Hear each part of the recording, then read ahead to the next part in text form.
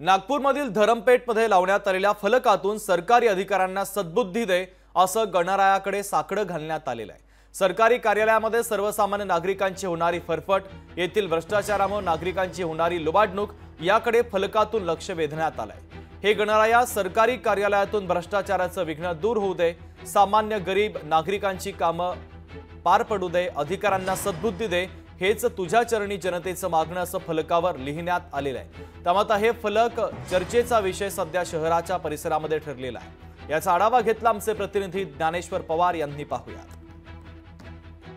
मी सध्या नागपूरच्या धरमपेठ परिसरात आहे आणि माझ्या मागे दिसत असलेला जो बॅनर आहे, हा बॅनर सध्याला नागपूरमधील जे आहे ते चर्चेचा विषय ठरलेला आहे। कारण की या बॅनरच्या माध्यमातून जे आहे ते गणरायाला साकडं घालण्यात आलेलं आहे।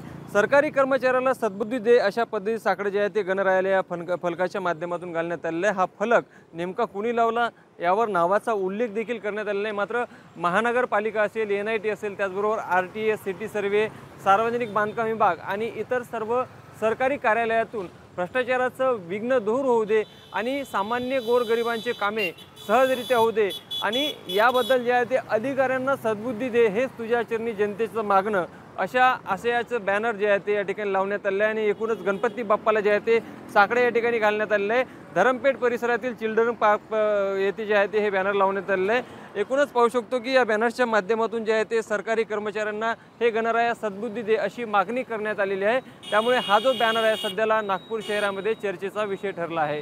लोकशाही मराठी करता मी ज्ञानेश्वर पवार, नागपूर। लोकशाही मराठी ऐका, पहा, जागरूक रहा।